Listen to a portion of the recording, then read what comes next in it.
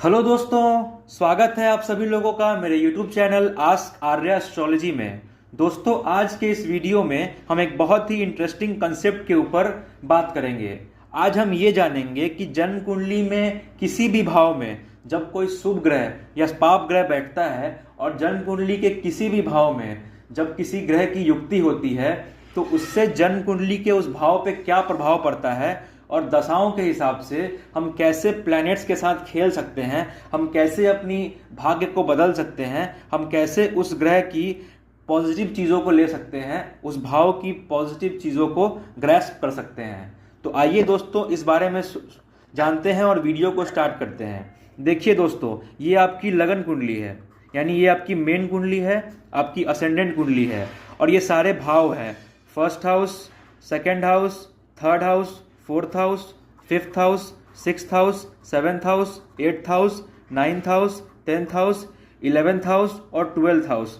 ये आपकी लगन कुंडली है और ये आपके सारे 12 भाव हैं।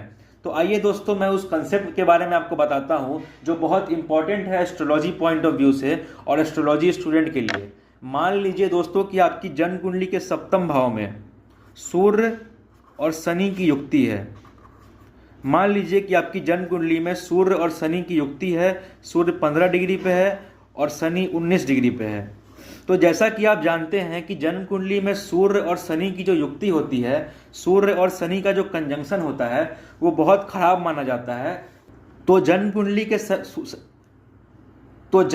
के सप्तम भाव में सूर्य और शनि की युक्ति है, जिसको हम अच्छा नहीं मानते, जिसको हम कहते हैं कि ये योग संघर्ष बढ़ाता है और ये योग बहुत ज़्यादा नकारात्मक होता है, क्योंकि इसको हम श्रापित योग के कैटेगरी में डालकर देखते हैं। तो जन्म कुंडली के सप्तम भाव में सूर्य और शनि की युक्ति है, तो आप मानकर चलिए कि आपका सप्तम भाव खराब हो गया, सप्तम भाव डैमेज हो गया। सप्तम भाव के लिए, 7th हाउस के लिए ये युक्ति अच्छी नहीं मानी जाएगी। अब 7th हाउस का लॉर्ड जहां भी है वो तो एक अलग कंसेप्ट है, लेकिन हम पहले ये जानते हैं कि जन्म कुंडली के किसी भी भाव में, जैसे कि सप्तम भाव में अगर सूर्य और शनि ग्रह की युक्ति है तो उसको हम कैसे देखेंगे और उसको हम कैसे अपने हिसाब से कन्वर्ट करेंगे। देखिए दोस्तों, जन्म कुंडली का जो 7th हाउस है, तो जन्म कुंडली के 7th हाउस से हम क्या देखते हैं? जन्म कुंडली के 7th हाउस से हम मैरिज देखते हैं, यानी हमारी शादी देखते हैं, हमारा स्पाउस देखते हैं और हमारा वैवाहिक जीवन देखते हैं। इसके अलावा 7th हाउस से हम पार्टनरशिप देखते हैं। ठीक है दोस्तों, तो ये सिर्फ चीज़ें आप 7th हाउस से देखते हैं, और भी चीज़ें आप 7th हाउस से देख सकते हैं। जन्म कुंडली के 7th हाउस से आप मैरिज देखेंगे और पार्टनरशिप देखेंगे। तो अगर जन्म कुंडली के 7th हाउस में सूर्य और शनि ग्रह की युक्ति है और ये युक्ति, ये कंजंक्शन आपके 7th हाउस को डिस्टर्ब कर रहा है, और मान लीजिए कि आपकी जन्म कुंडली में सूर्य की महादशा स्टार्ट हो गई है, सूर्य की महादशा आपकी जन्म कुंडली में स्टार्ट हो गई है और आपको 7th हाउस के खराब रिजल्ट्स मिल रहे हैं और आपकी उसी वक्त शादी के योग भी बन रहे हैं जन्म कुंडली में, तो आपको क्या करना चाहिए? कैसे आप इस प्रॉब्लमेटिक सिचुएशन में कैसे आप इस युक्ति को कन्वर्ट कर सकते हैं अपने फायदे के लिए?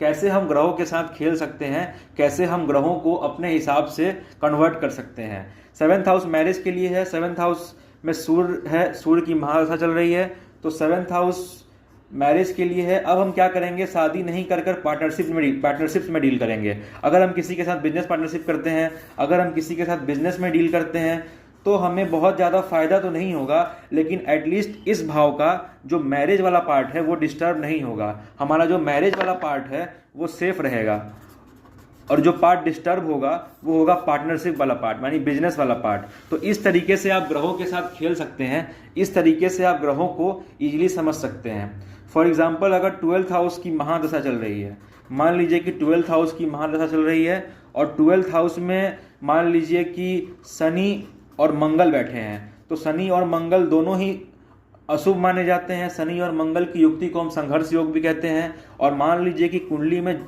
ऐसे भी योग लगे हैं कि व्यक्ति जेल जा सकता है। फॉर एग्जाम्पल, मानने के लिए मैं आपको कह रहा हूँ, आप मान लीजिए, एज्यूम कर लीजिए कि व्यक्ति को जेल हो सकता है, व्यक्ति जेल जा सकता है। तो हम 12th हाउस से क्या देखते हैं? हम 12th हाउस से देखते हैं जेल, कारावास। हम 12th हाउस से देखते हैं आपका हेल्थ। हम 12th हाउस से देखते हैं आपके एक्सपेंसेस, यानी आपके खर्च। और 12th हाउस से हम हॉस्पिटल भी देखते हैं। समझिएगा ध्यान से, 12th हाउस से हम जेल देखते हैं, आपकी स्वास्थ्य को देखते हैं, एक्सपेंसेस यानी आपके खर्चों को देखते हैं, और फॉरेन देखते हैं। फॉरेन देखते हैं यानी विदेश यात्रा देखते हैं, और हॉस्पिटल देखते हैं।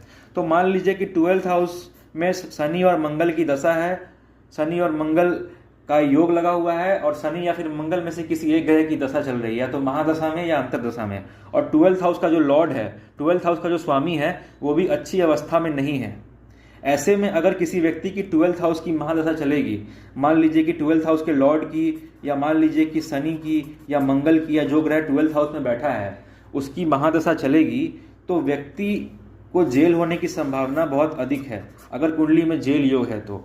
ऐसे में हम क्या करते हैं दोस्तों, हम ग्रहों के साथ खेलते हैं। हम व्यक्ति को जेल न भेजकर, व्यक्ति को जेल की तरफ ना जाने को कहकर, व्यक्ति को बचाने के लिए व्यक्ति को हॉस्पिटल में डाल देते हैं, या व्यक्ति को बोलते हैं कि आप फॉरेन में जाइए। इस तरीके से हम प्लैनेट्स के साथ खेलते हैं। अब देखिए दोस्तों, फॉर एग्जाम्पल मान लीजिए किसी नेता को जेल हो गया है, तो नेताजी कहाँ भागते हैं? या तो नेताजी फॉरेन भागते हैं, या नेताजी बहाना करके, या नेताजी या कोई बुरा पॉलिटिशियन बहाना करके हॉस्पिटल चला जाता है। इस वजह से वो जेल जाने से बच जाता है। ऐसा क्यों हुआ दोस्तों? क्योंकि 12th हाउस की दशा चल रही है, 12th हाउस में बुरे योग लगे हुए हैं। अब 12th हाउस का कौन सा चीज बाहर आएगा? जेल बाहर आएगा, हेल्थ बाहर आएगा, उसका हॉस्पिटल बाहर आएगा, विदेश यात्रा बाहर आएगा, उसका स्वास्थ्य खराब होगा। इसमें से कौन सी चीज बाहर आएगी, ये बता पाना काफी मुश्किल है। तो हम अपने हिसाब से 12th हाउस के किसी एक कारक तत्व को, 12th हाउस के किसी एक सिग्निफिकेटर को एक्टिव कर देते हैं। मान लीजिए कि उसकी जन्म कुंडली में जेल जाने के योग बन रहे थे, तो अब हम ये करेंगे दोस्तों कि उसको जेल ना भेजकर उसको आप फॉरेन भेज दीजिए, विदेश भेज दीजिए, या उसको हॉस्पिटल में एडमिट कर दीजिए किसी भी रीजन से, तो वो जेल जाने से बच जाएगा। इस तरीके की चीज़ें हम करते हैं व्यक्ति को बचाने के लिए, खराब ग्रहों में, खराब दशाओं में और खराब भावों में जब कोई ग्रह बैठता है तो। अब लास्ट एग्जाम्पल से आप समझ जाते हैं, आप लास्ट एग्जाम्पल से समझ जाएंगे कि मैं क्या कहना चाह रहा हूँ। जन्म कुंडली के पंचम भाव, जन्म कुंडली का मान लीजिए कि पंचम भाव डिस्टर्ब है, जन्म कुंडली का पंचम भाव अच्छा नहीं है, पंचमेश अच्छा नहीं है, और पंचम भाव में खराब ग्रहों की युक्ति है। तो पंचम भाव क्या दिखाता है? जन्म कुंडली का पंचम भाव दिखाता है बुद्धि को, आपकी बुद्धि को दिखाएगा जन्म कुंडली का पंचम भाव, यानी आपकी इंटेलेक्ट को दिखाएगा, आपके लव अफेयर को दिखाएगा, शतरंज को दिखाता है 5th हाउस। तो मान लीजिए कि कोई व्यक्ति है, पंचम भाव बैड हैबिट्स को भी दिखाता है, बैड हैबिट्स जैसे कि सिगरेट या दारू की लत, अल्कोहल की लत। तो मान लीजिए किसी व्यक्ति की पंचम भाव की महादशा चल रही है और पंचम भाव में अच्छे ग्रह नहीं बैठे हैं, और मान लीजिए कि व्यक्ति की पंचम भाव की महादशा स्टार्ट हुई है और व्यक्ति बैड हैबिट्स में पड़ गया है, जैसे कि अल्कोहल का सेवन करना, शराब का सेवन करना, या हर तरीके की इंटॉक्सिकेशंस लेना, तो उस व्यक्ति को आप वहाँ से शिफ्ट करके उसको चेस खिला सकते हैं, उसको चेस की तरफ प्रेरित कर सकते हैं। इस तरह से पंचम भाव का जो ऊर्जा है वो चेस में जाएगा और वो बैड हैबिट्स में नहीं जाएगा। या आप व्यक्ति को कोई ऐसा काम करा सकते हैं जो उसके क्रिएटिविटी से, उसके क्रिएटिव फील्ड से जुड़ा हुआ है, क्योंकि पंचम भाव क्रिएटिविटी का है। या व्यक्ति अगर प्यार में पड़ जाएगा, व्यक्ति अगर प्रेम में पड़ जाएगा, सात्विक प्रेम में या क्रिएटिविटी में कुछ क्रिएट करने लगेगा, तो उसकी ये बैड हैबिट से वो बच जाएगा। तो कहने का मतलब ये है दोस्तों कि हर भाव, हर हाउस कोई ना कोई चीज़ बताता है, कोई ना कोई चीज़ सिग्निफाई करता है। आपको समझना है कि अगर जिस हाउस की महादशा चल रही है, जिस भाव की महादशा चल रही है, और अगर उस भाव में गलत ग्रह बैठे हैं, पाप ग्रह बैठे हैं, और अगर वो हाउस डिस्टर्ब है, तो आप कैसे ऊर्जा को शिफ्ट करेंगे, आप कैसे उस हाउस की बुरी चीज़ों की जगह अच्छी चीज़ों को व्यक्ति के जीवन में लाएंगे, ताकि व्यक्ति उस हाउस के नकारात्मक प्रभाव से बच जाए। ये चीज़ हर हाउस पे, हर भाव पे लागू होगा। तो ये बहुत इंपॉर्टेंट है, और यही एक एस्ट्रोलॉजर की कला है कि वो ये जान पाए कि अगर पंचम भाव की महादशा चल रही है तो उसमें से कौन सा चीज़ बाहर आएगा। उसका क्रिएटिविटी बाहर आएगा, उसकी बुद्धि बाहर आएगी, उसका लव अफेयर बाहर आएगा, कि वो चेस की तरफ रुझान रखेगा, कि उस व्यक्ति को गलत संगत घेर लेगी। तो इस तरीके से हम ग्रहों के साथ खेलते हैं, इस तरीके से हम एस्ट्रोलॉजी में कुछ चेंजेस करके व्यक्ति को बुरे हालात से बाहर निकालते हैं।